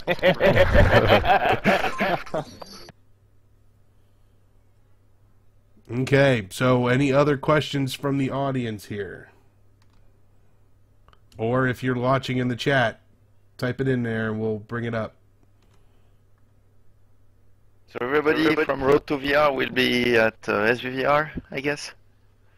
I really wish I could. I was planning to be there this year, but unfortunately full-time work and getting the money to get over there has been proved. I'm really jealous. I'm upset that I'm not going to be able to go this year because last year looked like a scream. Yeah. Are you going to go? Are you going to be there, Olivier? Yeah, definitely. For sure. Were you on a panel? Were you speaking last year? I don't know yet. I really hope so. I have a lot of things to announce. Okay. Please feel free to make this platform an exclusive, whatever you like. So how's Synthesis Universe going on then, Jim? Good. It went a little bit everywhere because, not waiting for STEM and the STEM is not coming and they are having issue and so on. I nearly gave up on that and on VR input. So I tried to do a seated experience, cockpit, multiplayer vehicle game. And now I know I can put that on the side because Vive, I have some real input. So I'm back at doing what I want to do. Can't wait to play Synthesis Universe in the Vive. I was a big fan of it. Oh yeah. Well, I really hope I'll arrive to. I will have a Vive. Yeah, that's still a big unknown. We just subscribe and it's like, thank you for your interest. Oh, you got an email. Well done, you. I didn't get an email. No. It was when you finished filling the form. Yeah, I filled in the form, I gave my blood test, sperm sample, and my firstborn child, and I still didn't get anything. So obviously you're ahead of the curve, big man, well done. No, I didn't have an email. Everybody who filled the form, there was a bug where the first time you fill it, you had no confirmation, and you were taken back to the start page. And if you do it again, then there's a page that tells you, thank you for your interest, but nothing more. Right, guys, back in 5 minutes, yeah? Yeah, right. All right, so let's thank you, Olivier. I appreciate you teasing the hell out of all of us. No, it's good. Sorry. It's very good. Hey, Olivier, what kind of game are you working on? It's not really a game. In some way, I'm building a whole universe. So it's a huge civilization with their own technology and everything. And within that, because I have everything that is a coherent civilization, I can create different VR experience. And the first one I'm building is it's a kind of training area for one of the robots of the living inside that civilization, and it's a musical maze. The civilization itself is a musical civilization, and they use music as technology. So let me ask you this, Olivier. After this panel, which we're going to wrap it up here in just a few minutes, after this panel, there are several other social experiences happening. Are you going to hang out here? Are you going to go to VR Chat? Are you going to go to Alt Space? Where do you think you'll head? Because I have a feeling other people will want to talk to you. Yeah. Anywhere. I don't mind. There's usually VR Chat in 1 or 2 hours, but I'll be anywhere you want. Okay. Well, I just want to let everybody know, and like I said, we're going to wrap this up here in just a minute. But you have several options this evening in terms of continuing your VR social interaction. So you can obviously stay here. Obviously, the Convrge folks would love to have you all hang out here. But then you also have some events happening both in VR Chat and in alt space. So you have many opportunities to continue your VR social experiences this evening. All right, so let's do this. I want to thank all of y'all for taking the time to be with us today. Well, thank you very much. Yes. Really cool. Yes. All right, so let's wrap this up. So let's just. We get paid for this? Nobody gets paid for this. Of course not. We do this out of the kindness of our hearts. Wait a goddamn minute. Sorry, I'm not Kyle, getting paid for sorry. this. I'm in the wrong room. All right, so go. why don't we go ahead and do this wrap up here? So obviously, this these kind of experiences, these type of events are fantastic. A way to the community to talk to the news people talk to the community, answer some questions, and get some things said. So I want to encourage everybody to continue to be on the lookout for these types of events because it is a great way to keep us all kind of on par and on the same page. So I want to hand it over here to Paul. Paul, do you have any final words for the VR community before we shut this puppy down?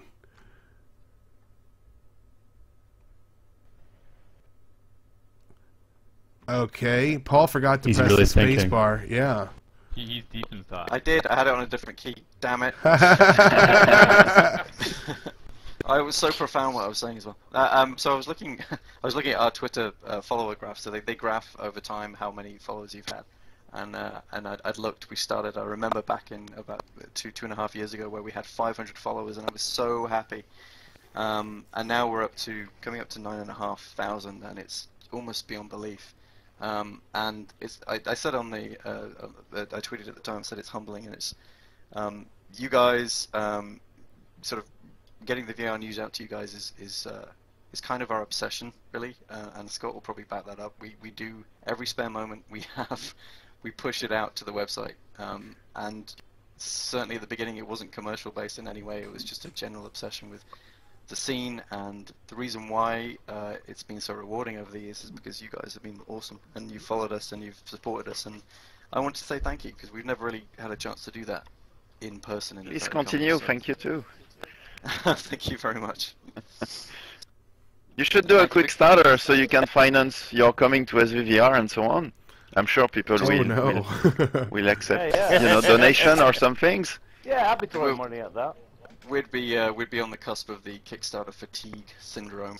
Possibly. Top of the edge and not make any money at all. So anyway, and thank you for everyone to coming out tonight. It's been cool. Fantastic. It might have been a bit rough around the edges, but I'm happy it was at least interesting.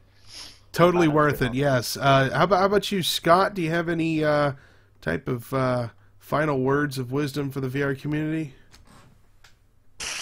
No. Awesome. Just one word. I think we're all here and we all know what's up. We're just trying to summarize all of your thoughts and keep them relevant. I mean, everybody knows that CV1 is coming out. Everybody knows about HTC 5 and all that good stuff. We're just here to try to be good denizens of the internet and make sure that the information gets out. Okay. Well, in that case, do you have any words of wisdom on life in general? On life in general? Oh man. Eat clean, work out. Oh. Call your mother once a year. All right, there you go. Every once in a while, at least. All right, it's down to you, Chris. Take us home here. All right. You betcha. So I am just absolutely loving covering the social VR spaces. You guys will see me around. But I just wanted, a thought I've been having a lot just the last couple of days is it's going to take a couple of years for VR to really roll out. I'm continually shocked of how many people don't know what VR is. They may have heard the term VR, but on a whole, the last conference I went to, maybe 1% of the whole conference really knew anything about VR. And that just drives home that, once again, you guys are the pioneers here. You're going to be bringing people into these spaces, teaching them, guiding them. It's kind of a crazy concept to think about, but that's the way it's going to be. And we're going to be introducing the masses to VR. So I hope we're all ready for the ride here. It's going to be fun. Wow, fantastic. Great way to end this, yes. So, obviously check out roadtovr.com, stay up to date on all your news, and I will continue to be posting the RevVR podcast as usual on Road to VR. It's a great place for it to be. Go follow them on Twitter if you haven't done that already, and subscribe and all that nonsense. Email us for all your questions and blah, blah, blah, blah, blah. Okay, so yeah, I mean, at this point, before I end the stream, I just want to use this opportunity, since I have all of your ears, to plug vrcasters.com as well. Go check out vrcasters.com for 24/7 streaming podcasts, and we will be, again, since I have all of you here, we will be streaming live from the SVVR Expo, because we know not everybody can make it. So we will be streaming as much as humanly possible. I will even be mobile streaming it, taking my microphone and shoving it into people's faces and getting live stuff for you. So if you are sitting at home during May 18th to 19th and you are dying to know what's going on at the Expo, vrcasters.com is definitely the place to be. All right. For sure. One last thing, I just wanted to say thank you to you, Carl, for facilitating this, and also I want to say thank you, historically, retrospectively, for putting up. I mean, I definitely love. They've got VRcasters on, so it's there. You go. That was crazy. I was about to say, do not load up VRcasters. Thank you for being our resident podcaster and being there for when we needed you, 2, 3 in the morning, whatever it happened to be, when we've been at shows and stuff. It's been awesome, and thank you for helping us out with this event. Fantastic. Yes, thank you. And I will continue to be as much of a voice for the VR community as I can, as you'll let me. So yes, I appreciate that. Thank you very much. And hey, everybody, thanks for coming out for this event. We'll do more of these as we go along, and I did record all of this from my point of view, so this video will be able to be rewatched later. I'm sure we'll probably put an article on Road to VR, and you can watch the video there. So, all right, everybody, I'm going to shut the stream down, but thank you all very much for attending.